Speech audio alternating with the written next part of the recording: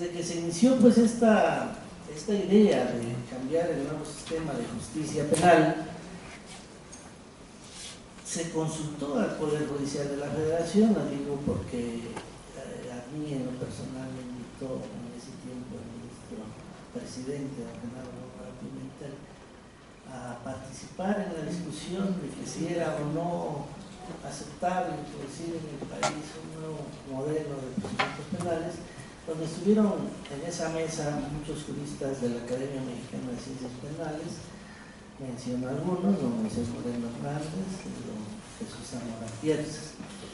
Posteriormente también la Suprema Corte nos envía a Londres a observar el sistema de justicia penal acusatorio y también pide una opinión a esta comisión que se manda de magistrados a Londres.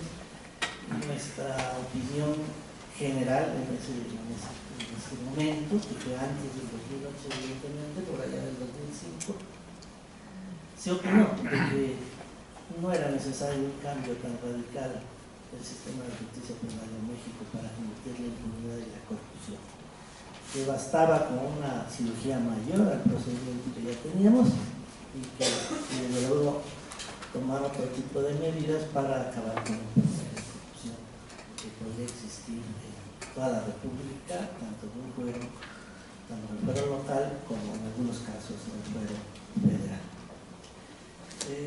Sin embargo, la insistencia de introducir este sistema no cesó y aún en contra de las opiniones del Poder Judicial de la Federación, ustedes se acordarán que el sistema entró por los estados de la República y comenzó por el estado de Oaxaca y por el estado de Chihuahua, sin que todavía estuviera la reforma penal del 2008. No sé cómo lo hicieron estos estados para que pudieran engarzar su procedimiento penal acusatorio copiado de otros países a nuestra constitución que teníamos anteriormente al 2008. Sin embargo, así se hizo. Se planteó pues que el nuevo modelo de procedimientos penales de la reforma del 2008 iniciara precisamente 8 años después, el 18 de junio de 2016. Los transitorios decían que cada estado iba a definir cuándo entraba en vigor el nuevo sistema y que sean los congresos locales y el Congreso Federal que determinaría en qué momento entraría en vigor este nuevo modelo. Pero afortunadamente, y eso sí, yo lo aplaudo porque fue una idea de muchos académicos, de miembros de la Academia Mexicana de Ciencias Penales, de unificar la codificación procesal penal. Y de ahí salió la idea de realizar el Código Nacional de Procedimientos Penales, que entró en vigor el 5 de marzo de 2014. Y esto sí fue un verdadero avance. Sin embargo, al estar revisando el Código Nacional de Procedimientos Penales es cuando nos hacemos la pregunta, y por eso se titula así nuestra intervención: la reforma de la reforma, perspectiva de los jueces, perspectiva judicial. ¿Es necesario que haya reformas al Código Nacional de Procedimientos Penales? Yo creo que sí. Revisando el Código Nacional de Procedimientos Penales, me adelanto a decirles que sí es necesario hacerle muchas modificaciones al Código Nacional de Procedimientos Penales. Ya hubo una el 17 de junio de 2016, a propuesta también de una comisión donde también el Poder Judicial participé en lo personal también en esas propuestas. No se tomaron en cuenta todas las propuestas que se hicieron, pero sí algunas de ellas que voy a hablar más adelante. Así pues, entiendo que eso de la reforma de la reforma, hay quienes totalmente no están de acuerdo con el nuevo sistema de justicia penal acusatoria en la forma que se produjo en la Constitución y en la forma que se señala en el Código Nacional de Procedimientos Penales, y quisieran un retorno, una vuelta en U totalmente al antiguo sistema de justicia penal escrito mal llamado inquisitivo. Eso es para mí una situación inadmisible que se le ponga ese calificativo al anterior sistema, el inquisitivo, porque no tiene nada de inquisitivo, por el contrario tenía muchos rasgos de garantistas del anterior sistema. Pero bueno, ahora ya tenemos un Código Nacional de Procedimientos Penales. Yo opino que la vuelta en U sería contraproducente. Lo mejor es hacer las reformas al Código Nacional de Procedimientos Penales y seguir adelante con este nuevo sistema, porque ya se ha invertido mucho dinero con este nuevo sistema y se tendrá que seguir adelante. Pero sí, puedes hacerle reformas al Código Nacional de Procedimientos. Yo mencionaba que el 17 de junio de 2016 ya se hicieron algunas reformas. Señalaré algunas. En esa comisión donde participó el Poder Judicial de la Federación, la Procuraduría General de la República y la CETEC, se propusieron la modificación de varios artículos. En lo personal, yo propuse la modificación de 135, 146, 148, 150, 258. En la reforma del 17 de junio únicamente se tomó en cuenta la del 135. Es para establecer que la autoridad competente para resolver la queja será una autoridad jurisdiccional y ya no el Consejo de la Judicatura Federal. Por una obvia razón, el Consejo de la Judicatura Federal es una autoridad administrativa, es una no jurisdiccional. Entonces, en consecuencia, no tenía por qué conocer de un recurso jurisdiccional como es la queja que se contempla en el Código Nacional. Aplaudo esta reforma que se hizo en el 17 de junio de 2016, por lo menos enderezó un tema que iba un poco desviado. Quien debe de conocer pues el recurso de queja pues es el propio Poder Judicial a través de sus autoridades jurisdiccionales, pero no de los consejos, del Consejo de la Judicatura Federal y de los estados, ¿verdad? Hay otra reforma que me llama la atención y que quiero comentar rápidamente: la reforma del artículo 161 del Código Nacional de Procedimientos Penales, que se hizo para establecer que la prisión preventiva no podrá exceder del tiempo que como máximo de pena fije la ley al delito que motiva el proceso, y en ningún caso será superior a 2 años. Esta reforma se hizo de esta manera para ponerlo acorde con la fracción novena del artículo 20, inciso 20 de la Constitución Federal, que establece como lapso para la prisión preventiva de 2 años. Pero yo en esta misma mesa, en este mismo foro, había comentado que aquí hay una antinomia con la fracción séptima del mismo precepto, del 20, del inciso 20, que señala que la duración de los procesos será de 1 año, salvo que la defensa o el procesado requiera más tiempo para su defensa. Igualmente, al definir la prisión preventiva, ahí menciona que la prisión preventiva será de 2 años, salvo que se requiera más tiempo para su defensa. Lo que se hizo pues con el artículo 165 es ponerlo acorde a la fracción novena, pero se olvidan que está la 10ª, y lo mejor que pudo haber hecho el Congreso es modificar la Constitución y eliminar la fracción séptima del artículo 20 y dejar la novena en su caso. Porque ¿cuánto dura un proceso? ¿Cuánto dura la prisión preventiva? Lo que dura un proceso. Entonces ahí la misma Constitución está dando 2 términos: para la duración del proceso 1 año y para la prisión preventiva 2 años. Si aquí se puso de acorde a la fracción novena, que son 2 años, pues con un amparo van a solicitar que se ponga acorde a la fracción séptima. Y con toda seguridad que por ser más benéfica le van a conceder el amparo. Es decir, esta norma me parece constitucional también. Conste que es la reforma de la reforma. Así como esos artículos se reforman 313, 314, 337, 335 y también se reforma el artículo tercero transitorio para establecer que el Código Nacional de Procedimientos Penales será aplicable para los procedimientos penales se inicien a partir de su entrada en vigor con independencia que los hechos hayan sucedido con la anterioridad de la entrada en vigor del mismo. En cambio, los procedimientos penales que a la entrada en vigor del Código se encuentren en trámite continuarán su tramitación de conformidad con la legislación aplicable en el momento del inicio de los mismos. Esta fue una reforma, y como bien lo decía Jorge,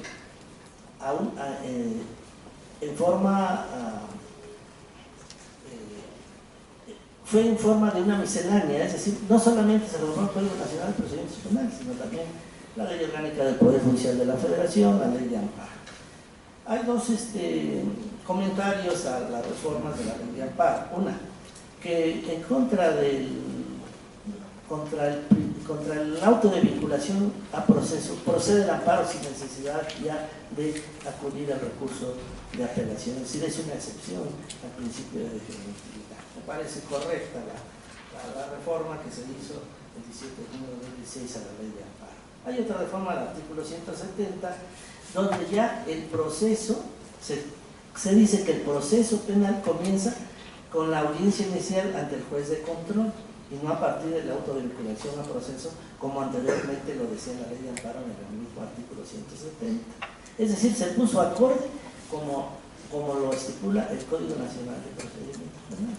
También se me hace pues una reforma adecuada.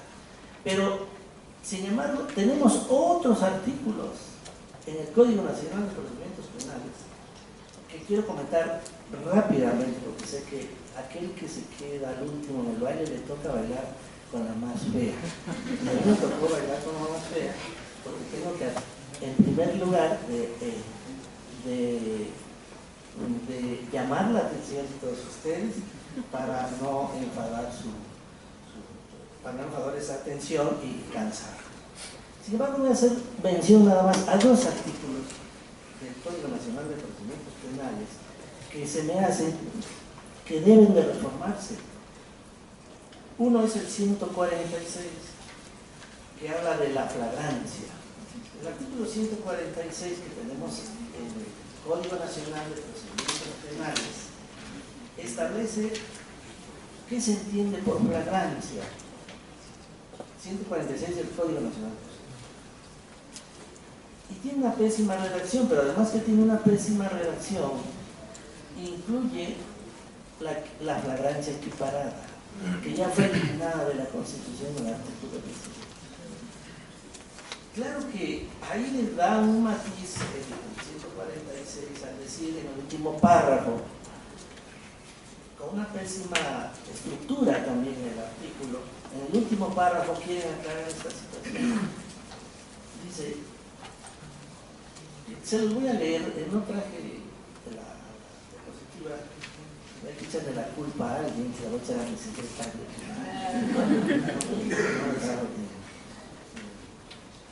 Mi USB para poder ponerles el artículo, por eso en lugar de... Dice, 146, supuestos de flagrancia. Se podrá detener a una persona sin orden judicial en caso de flagrancia. Se entiende que hay flagrancia cuando, primero, la persona es detenida en el momento de estar cometiendo un delito. Segundo, inmediatamente después de cometerlo es detenida, y luego dice, ¿en virtud de qué? Y abre dos incisos. Inciso A, es sorprendida cometiendo el delito. Es decir, chulada de redacción. Y B, y luego dice, y es perseguida material e ininterrumpidamente. Y B, aquí es donde tiene el error de inconstitucionalidad, cuando la persona sea señalada por la víctima o ofendido, algún testigo presencial de los hechos o quien hubiera intervenido con ella en la comisión del delito, y cuando tenga en su poder instrumentos, objetos, productos del delito o se cuente con información o indicios que hagan presumir fundadamente que intervino en él. Es decir, se dice, cuando es señalado por la víctima o bien por el ofendido, por algún testigo, pero ¿en qué tiempo? ¿No? Al último ya quiere componer las cosas y dice, para los efectos de la fracción segunda, inciso B, de este precepto, se considera que la persona ha sido detenida en flagrancia por señalamientos, siempre y cuando, inmediatamente después de cometer el delito, no se haya interrumpido su búsqueda o localización. Bueno, pero es necesario pues señalar esta situación con más claridad, es decir, que cuando inmediatamente después de haberse cometido el delito y la persecución por cualquier medio no haya sido interrumpida, entonces sí podrá detenerse. Entonces sí necesita pues un ajuste en la Nacional de Procedimientos Penales en este artículo 140. Comento otro artículo, el 148. El 148 que señala lo siguiente.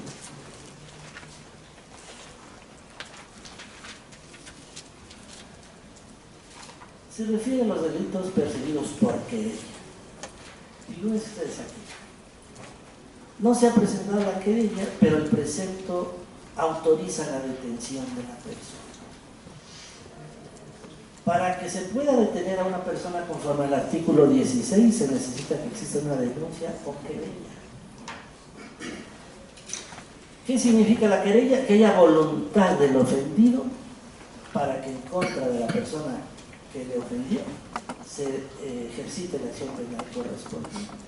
Y una vez que él manifieste esa voluntad de que quiera que se ejercite acción penal en contra de su ofensor, entonces sí podrá librarse de aprehensión y detenerse el procedimiento. Sin embargo, el 148 habla de esa detención en casos de querella y dice lo siguiente: detención en flagrancia por delitos que requiere querella. Cuando se detenga a una persona por un hecho que pudiera constituir un delito que requiera querella de parte ofendida, será informado inmediatamente quien pueda presentarla. O sea, primero se le detuvo y luego se le informa a la persona que tiene que presentar la querella. Se le concederá para tal efecto un plazo razonable del acuerdo con las circunstancias del caso, que en ningún supuesto podrá ser mayor de 12 horas, contadas a partir de que la víctima o ofendido fue notificado, o de 24 horas a partir de su detención, es decir, ya se detuvo, en caso de que no fuera posible su localización. Si transcurridos esos plazos no se presenta la querella, el detenido será puesto en libertad. ¡Qué chulada de precepto! Primero se le detuvo y se le busca al ofendido y dice, oye, ¿quieres querellarte o no te quieres querellar? Y si no se le encuentra, dice, pues sí, para la libertad, porque pobrecito ya estuvo 24 horas detenido. Pues una hora que sea la detención, pues es una violación flagrante a un derecho humano primordial, que es la libertad. Así como ese artículo, tenemos otro, que lo voy a comentar rápidamente, porque estoy con el reloj aquí pendiente, con el sentido del tiempo, y de su paciencia creo. Vamos a comentar 150, que se refiere al caso urgente, cuando se trata de delito grave así calificado por la ley, y ante el riesgo fundado de que el indiciado pueda sustraerse a la acción de la justicia, el Ministerio Público puede ordenar la detención en caso urgente. Pero el artículo 16 constitucional señala solamente ciertos requisitos. Sin embargo, el 150 aumenta dos requisitos más que no están estipulados en el artículo 16 para la detención en caso urgente. El artículo 16 para la detención en caso urgente dice: solo en casos urgentes, cuando se trate de delito grave así calificado por la ley y ante el riesgo fundado de que el indiciado pueda sustraerse a la acción de la justicia, siempre y cuando se podrá detener a una persona, siempre y cuando no se pueda ocurrir ante la autoridad judicial por razón de la hora, lugar, circunstancia. En estos casos el Ministerio Público podrá autorizar la detención, pero se requiere pues que sea delito grave, que por razón que sea delito grave en primer lugar, así calificado por la ley, que exista el riesgo fundado de que se pueda sustraer la acción de la justicia, y además que por razón de la hora, circunstancias, etcétera, no pueda acudirse a la autoridad judicial para que libre la hora que corresponde. Sin embargo, el artículo 150 agrega otros elementos para que el Ministerio Público pueda detener el caso. Dice dice el 150, supuesto de caso urgente. Solo en casos urgentes el Ministerio Público podrá, bajo su responsabilidad, infundado y expresando los datos de prueba que motiven su proceder, ordenar la detención de una persona siempre y cuando concurran los siguientes supuestos. Primero, existan datos que establezcan la existencia de un hecho señalado como delito grave y que exista la probabilidad de que la persona lo cometió o participó en su comisión. Eso no es un requisito que señale la Constitución para la detención en caso urgente, es un requisito para el ejercicio de la acción penal. Para que el Ministerio Público pueda ejercitar la acción penal, porque así lo dice la Constitución, que la teoría ahorita nos digan otras cosas, algunos académicos que tal vez se olvidaron ya de nuestra Constitución y que traen las teorías del modelo penal acusatorio, pero de Chile o de Colombia, donde no tenemos las figuras jurídicas que tenemos en nuestra Constitución. Pues a mí me sorprende, en primer lugar, de que le hayan agregado estos elementos cuando no nos exige la Constitución al Ministerio Público. Pareciera más garantista, ¿verdad? Pero no se quiere tampoco ponerle obstáculos al Ministerio Público para detener el caso urgente. Datos para establecer la existencia de un hecho delictuoso y la probable responsabilidad se requieren para solicitar una orden de aprehensión, para consignar el asunto o ejercitar la acción penal, pero no para el caso urgente que señala el artículo 16 constitucional. Pero además, aquí dice, cuando se le detenga a una persona, en el 150, por caso urgente, deberá ser, el Ministerio Público lo deberá de poner inmediatamente a disposición del juez de control. Pero la Constitución le da 48 horas al Ministerio Público para poder ponerlo a disposición del juez de control. Entonces, como que no está de acuerdo la redacción del 150 con lo que dice nuestra Constitución.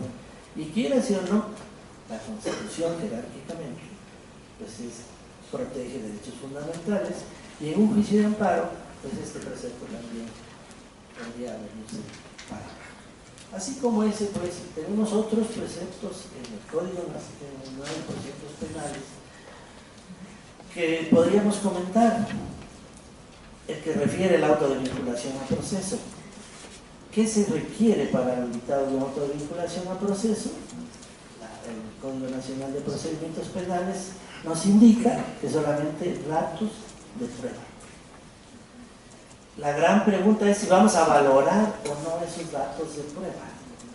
La teoría extranjera nos dice no hay que valorar, pero nuestro Código Nacional de Procedimientos Penales, en uno de sus artículos, no mal recuerdo, es el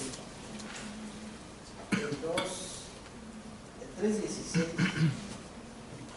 265 del Código nos señala expresamente que los datos de prueba sí se deben de valorar para dictar el auto de vinculación al proceso.